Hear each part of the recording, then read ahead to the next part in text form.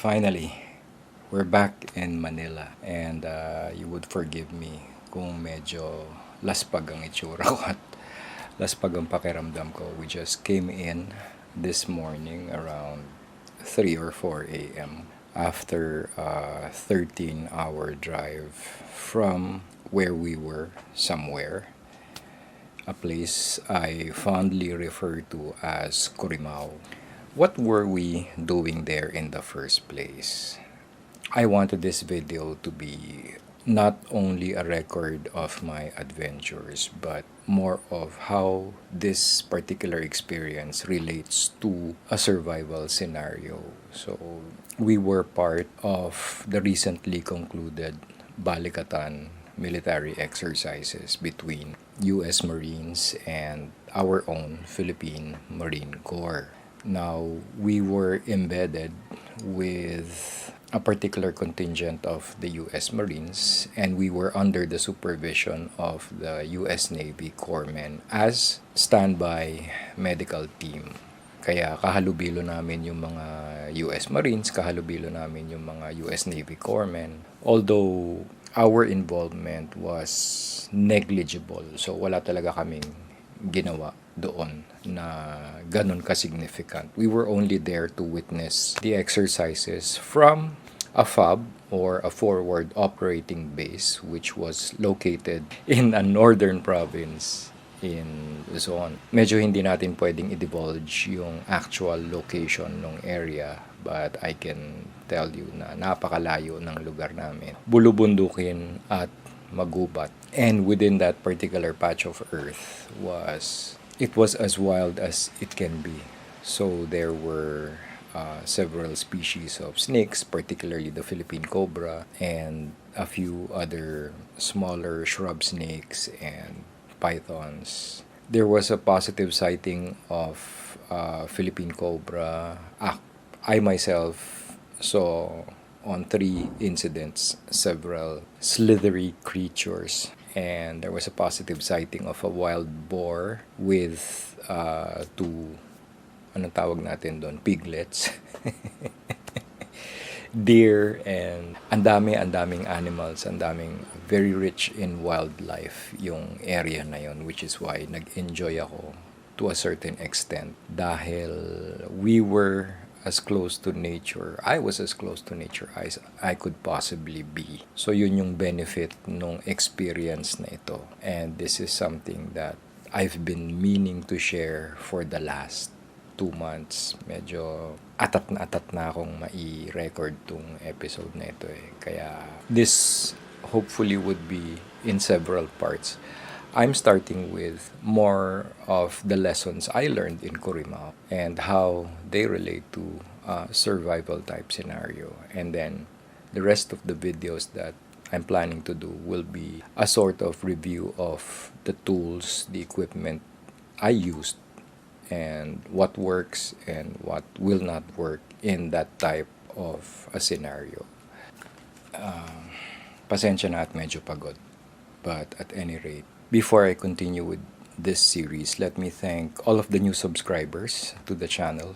I think as of last count, we had more than 820 subscribers, hindi ko na alam. Slowly but steadily, nag-grow naman yung channel. So, salamat dun sa mga patuloy na sumusuporta sa channel natin and all the things that I've been trying to do, trying to give you real and correct information about survival. Like I said, hindi ako prepper and I do not intend to be a paper prepper or a tactical kid.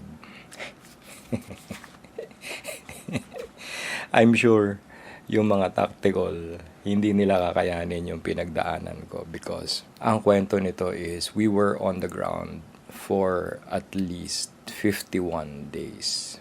Pero for me, umabot lang ako ng 50 days. Sa totoo lang, on the 46th day, bumigay ako. Okay, yun ang totoo. Simply because of the realities on the ground, which I will enumerate. Bakit ako bumigay ng ganun-ganun lang? Well, hindi naman ganun-ganun lang. Pero just to give you a rough picture of how it was on the ground in Kurimao, wala kaming proper shelter Wala kaming proper facilities. Although, let me just state for the record na merong shower at merong mga portalet. So, merong shower at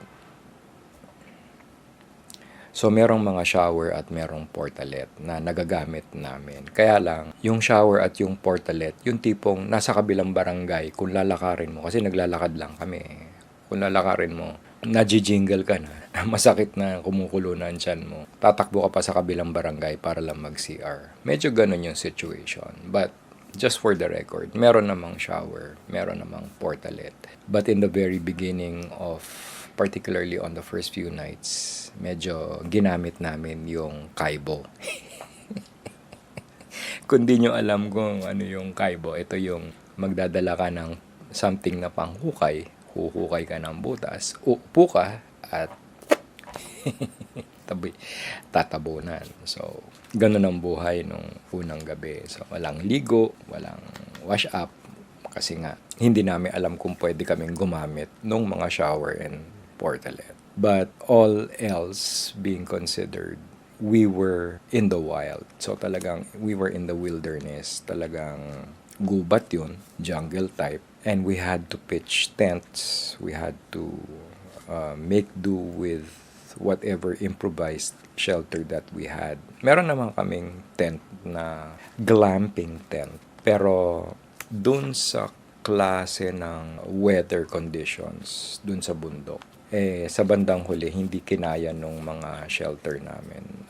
Simply put, sa daytime, tirik na tirik ang araw sa Kurimao. So, ayan, no? Sunog na. Sunog na sunog ang inyong abang lingkod.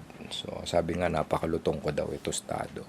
Pero sa gabi, it gets to be very foggy, almost zero visibility. Hindi mo makita halos yung nasa harapan mo within a meter or 2 meters away, hindi mo na makikita yan. Malamig. And nung pagpasok ng rainy season, talagang buhos ang ulan at hangin. Wala pang bagyo, pero binabagyo na kami. That was the natural environment sa Kurimao. Ganun ang buhay namin doon. Mainit kung sa mainit, pero kapag umulan ay sobra-sobra ding lakas ang hangin at buhos ng ulan. So, there you go. It was as wild can be. The conditions were nothing short of brutal. What did I learn from Kurimao? Medyo nilista ko dito sa notebook. Kasi nga, bukod sa walang tubig, wala ring kuryente. Although we had a generator for immediate needs like charging the phones, alam nyo naman ako, hindi ako mahilig gumamit ng phone. So, I put a priority on rechargeable batteries for the flashlights. Siyempre, lahat ng ibang tao, power bank lang tsaka cellphone ang inaatupag. Kaya, dun lang naubos yung gasolina namin for the generator. At any rate, so nasa gubat kayo, improvised yung shelter nyo, walang running water, and etc. Now, just to be clear, nagdala kami ng filtered water. So, every so often, bumababa kami sa bayan para bumili ng tubig. And also, we had portable stoves. But me, being who I am, since nandun ka na rin lang, wala ka naman din ginagawa. I love my season cup. Mabuti na lang din at naisip ko to bring all of the stuff that I thought I would need for camping. And lo and behold, lahat ng dinala kong gamit ay gamit na gamit. From the Swiss Army knife, to the Mora Robust, to the hatchet, even the garden trowel. Yung trowel ko panghukay, gamit na gamit lahat yan. And everything that I never thought I would need, even the small magnets and stuff like that, ginamit ko. So nagamit talaga lahat ng EDC ko, lahat ng camping tools and stuff like that, lahat. I'm telling you, if you're on the ground for more than 20 days, everything you brought with you is going to be used, abused, and in fact, yung aking tarp ay napunit dahil sa lakas ng hangin. So, something I lost. But everything, my poncho liner, even my rescue helmet, nagamit ko lahat yan for one function or another. So, but I will get to the equipment part pagdating sa part 2 or part 3 of this particular Kurimao series. So, ito,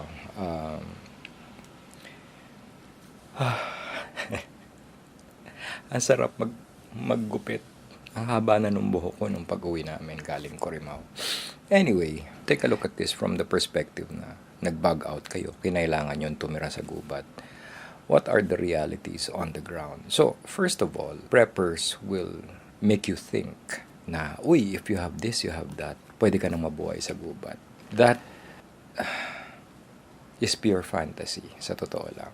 Even for someone like me na kahit paano sanay naman ako sa outdoors. Since my early teens, mahilig na ako mag-hiking at mamundok. Hindi ko pa rin kinaya. How much more somebody na sanay lang sa glamping. Now, take note that what we did was not utang na loob, hindi siya glamping. Walang glamping sa ginawa namin or sa ginawa ko. So, first lesson for me is who will you be with in a situation like that? Diba? Kinakailangan, for me, piliin mo talaga, unless they're family, and even if they're family, what were the realities of the wrong person being in your group? And I mean, the wrong person kasi paano kung hindi sila aligned with your philosophy, with your mentality? Paano kung hindi sila nag-iisip kagaya mo or kagaya ko, in my case? Ako lang yung hindi gumagamit ng phone. Ako lang yung nagpa-practice ng phone discipline, which is basically a 15-minute total, in total, 15 minutes for every day to post something para lang meron kayong abangan dito sa channel na to. And to keep the Manila Sentinel blog updated. Yun lang ang posting ko doon. And of course, banking transactions, dahil mga nagbabayad-bayad, stuff like that. Pero other than that, hindi ako buong araw nasa cellphone, not like yung mga kasama ko. Ito yung sinasabi kong, you're trying to escape civilization, pero dala mo ang civilization with you. Dala mo yung telepono with you. So, andun ka, ang ganda-ganda ng nature, samantalang yung kasama mo, putang ina, puro cellphone lang inaatupag. Oh my gosh. I'm sorry, there's no polite way of putting it Pero sayang yung pagkakataon to hear the sounds of nature, to have quiet for several hours, to enjoy the sky, to enjoy the blue sky, the stars. Bilangin mo kung ilang species ng insekto yung nandun, anong animals yung nandun sa area, anong prutas, if ever, since unfortunately wala akong nakitang prutas. Do something else other than just being on the fucking phone. Yun yung, my gosh, sorry, I'm very emotional about that particular point, pero nanggagalaiti ako doon. Yung buong araw nakatungo ka lang sa cellphone mong ganun. Putangin na talaga, hindi ko kayang gawin yun. Kung ako lang, hindi ko kayang gawin yun. So my point here really is choose the people you're with. Choose people who are of the same mindset as you are. Kasi bakit ako tinakbo sa ER? All my vitals were normal. Yung hematology ko, normal. Yung ECG ko, nag-normal. Yung urinalysis ko, normal lahat. Pero bakit ako tinakbo sa ospital? Personally, I thought, nag-MI na ako. Na-atake na ako dahil tumaas yung blood pressure, nahihilo na ako, hindi ako makahinga, etc. Yung pala, as the doctor pointed out, I was already experiencing the effects of sleep deprivation. Bakit? Ilang araw na rin akong walang tulog at that point. This was like, in the first few weeks, okay pa ako, nakakatulog ako kasi malamig pag gabi, komportable yung tulog mo. Pero nung pumasok na yung ulan at naaalibadbaran na ako sa mga kasama ko na walang ginawa kundi magtelepono, tumama na yung anxiety and nauurat na ako sa mga kasama ko and stuff like that. Sleep deprived, hindi ka na rin kumakain halos dahil paubos na rin yung supply namin. And I was not getting the right nutrition. Plus, nasobrahan ako sa MRE. Hindi naman talaga healthy ang MRE. They're high in sodium, high in sugar, and low in fiber. So, anyway, nagsama-sama na yung kabwisitan ko, yung walang tulog dahil pag bumagsak ang ulan, bumabagsak yung tent mo or mababasa ka, mapapatakan ka ng matutuluan ka sa mukha, matutulog ka ng basa, yung tipong ganon. So, yung anxiety talaga, tinamaan na ako. So, for the record, on the 46th day, bumigay din ako. And, shit, 46 fucking days. How many people will last one day na walang cellphone? Di ba? Uy, aminin, di ba? How many people can last 1 minute, let alone 1 hour na hindi gumagamit ng cellphone? I doubt it. But me, I would go off into the woods at, I would just observe nature. So, yun ang ko andun ako. How often do you get to see such a beautiful place as Kurimao in your lifetime? Bihirang-bihira. Napaka-remote nung area. The base is not even officially on the map. So, napakahirap pasukin nung area na yun. And yet, people would choose to be on the cellphone the whole fucking day. The whole fucking day. Hindi pa nagigising yung diwa nila, nasa cellphone na sila. Doon ako urat na urat. Instead na may ginagawa sila sa kampo, wala. Nagsi-cellphone lang sila. So, yung productivity, napakababa. And there you go. Bumigay din ako. Second lesson to learn is boredom is a major factor. Lalo na, let's say, in a survival scenario, all you're concerned with is getting through the day. Nakakaburyong yung ganon. So, what I do is I established a routine which begins, sabihin na natin, let's begin from the shower. From the shower, ibababad ko na yung dirty clothes ko. So, nakababad na yon. Para paggising ko, after coffee, babanlawan ko naman. Magsasampay na ako. After makapaglaba, sampay, mangangahoy na ako. I'll look for firewood, break out the hatchet, and process that firewood. So, nagsisibak ako ng kahoy. Natural, after mong magsibak ng kahoy, papasiga ka ng apoy. Aapoy ka ngayon. And then, magluluto ka. So, di ba? Habang nagluluto, syempre yung tadtad ng sibuyas, bawang, gulay, karne, whatever. You're keeping yourself busy. So, after lunch, balik na naman ako dun sa duyan ko. Habang nasa duyan ako, lumalapit yung mga iba't ibang animals, di ba? Or birds and insects and small little snakes like that. So, no problem, di ba? Enjoying nature while sipping a cup of coffee and a smoke. Diba? Nature trip. Todo nature trip ako noon. And then, in the late afternoons, I will walk the flight line or bababa ako dun sa gubat. Yun ang walking ritual ko. Do my meditation, do my prayers. And the following day, at the break of dawn, lalakarin ko yung flight line kasi dun maganda ang sunrise. So, meron akong sunrise shot, meron akong sunset shot palagi. Or as often as I can make it. Yun yung naging routine ko noon sa Kurimao. And syempre, kapag naka-establish ka ng routine mo, hindi ka mabuburyong naturalmente, di ba? Hindi ka rin gagamit ng cellphone. Hindi ka gagamit ng cellphone. Hindi ka magastos sa battery power. Hindi ka magastos sa battery power. Nakakatipid sana kami sa generator, sa gasolina ng generator. Diba? So yung mga ganon, bukod sa cure for boredom, I cured my boredom. I was keeping myself busy. I was also keeping myself in shape somewhat. Kahit paano, meron akong physical exertion sa araw-araw. Plus, I'm learning new things, di ba? Meeting people. Kaya nga nakadilihensya ako ng mga goodies. Mga ilan-ilan na mga goodies. Doon sa mga naging kaibigan ko na Amerikano. Siyempre, kasi di ba? PPR ka rin sa kanila. Hindi mo maiwasan makikipag-chikahan sa'yo yung mga yan. Then you make friends and then one thing leads to another. You get a patch, you get a Gen 7 na cat tourniquet. Yung mga tipong ganun. So for me, I was more concerned with keeping myself busy. Yun yung importante sa akin. No? If I'm not physically active, I'm doing my meditations, I'm doing my qigong. Ganon dapat. Unfortunately, hindi ganon yung mga kasama ko, di ba? Lumayo ka na nga sa urbanidad, lumayo ka na sa sibilisasyon. Dala mo pa yung putang inang sibilisasyon sa'yo. And that's not camping. That's not the way to survive. Kasi At the end of the day, ako lang halos yung gumagawa lahat. Pag nagiba yung tent, sino magtatali? Ako din naman. Kaninong gamit yung gagamitin para ayusin yung tent? Sa akin din naman.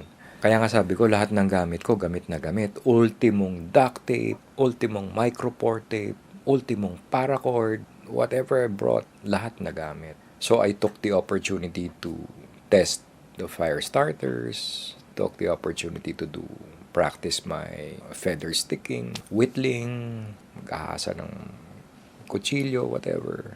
So, keeping yourself busy, establishing a routine, being productive is very important in a scenario like that. So, kung hindi ganun yung mga kasama mo, talagang mabuburat ka. At sigurado ako, even before the first week, magbe-breakdown na kayo. Tumagal lang ako ng 46 days. Sa tanda kong to, umabot pa ako ng 46 days.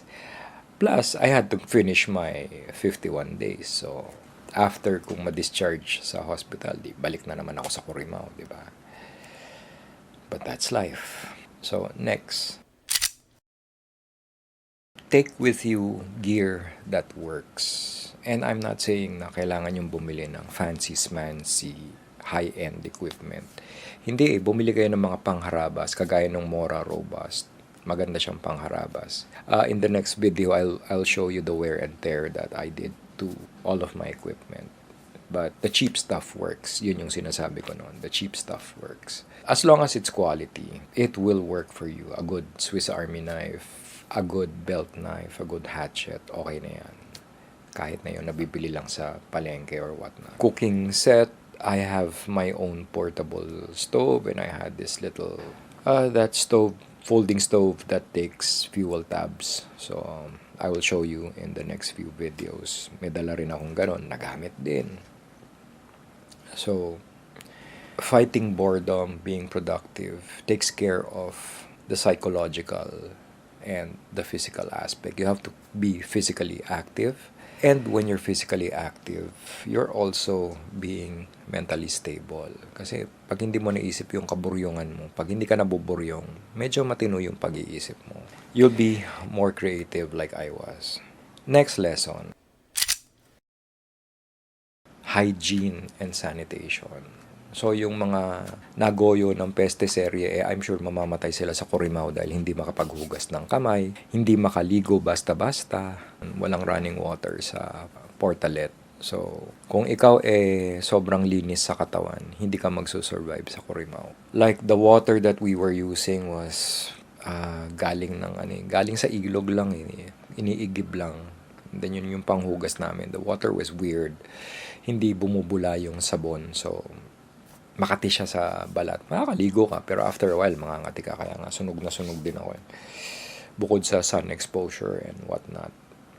So, hygiene, sanitation, you have to know how to dispose of your leftover food, how to dispose of your poop, and when to schedule your bathing time, laundry, etc. etc. So, basic camp chores na kailangan meron kang time management is very, very important. Those are the important lessons that I've learned over the last 51 days in Kurimao. It's really a mental game. It was like 75% a mental game. Kasi madali lang to be physically active. I could walk the flight line all day long if I wanted to. Kung gusto kong, di ba? Kung gusto kong matusta sa araw or kung gusto kong manigas sa gabi, pwede kong lakarin yung flight line. But the mental aspect is a little more difficult to deal with, lalo na dun sa mga taong walang ginawa kundi magtelepono ng magtelepono. Kung ang tingin mo, pang alis ng boring ang cellphone, then, my gosh, you will not survive in Kurimao talaga. The reason why everybody else survive is because wala silang pakialam, di ba? Yung mga kagaya ko, kawawa yung mga kagaya ko na ikaw ang gumagawa lahat. Pagod-pagod ka. But at the end of the day, I'm richer for the experience. And what will the other people take home with them? Wala. Konting picture-picture. I have like thousands of photographs, hundreds of videos of Kurimao. I will have to process or post-process in the next few days. I don't know how long it's going to take me. I don't know if I can process all of those videos, but I'd like to share the footage that I've taken over the next few episodes of Manila Sentinel Raw. But yun yung reality eh. I learned na tao lang din pala ako, that at some point I will break, and I broke. How about you? Diba? How about those guys na paper preppers and, you know, oh, I have, I doubt that they would last one day. Lalo na yung mga paper preppers na ganyan, mga tactical kids. Di sila tatagal sa ganun. Sobrang ganda at the same time, sobrang brutal ng Kurimao. I hope you stay tuned for the next few episodes. This is just an introduction to a rough idea of what happened in Kurimao, what happened to me during my Kurimao experience, and you can see the weariness in my face and all that. I'm wearing my Philippine Marine shirt, which I'm so proud of. At any rate, that's been the long and the short of it. This has been Absabando for Manila Sentinel Raw. I love Kurimao. Flyback 5100, maintain runway heading, climb 3,000 feet, runway 13, clear for immediate takeoff.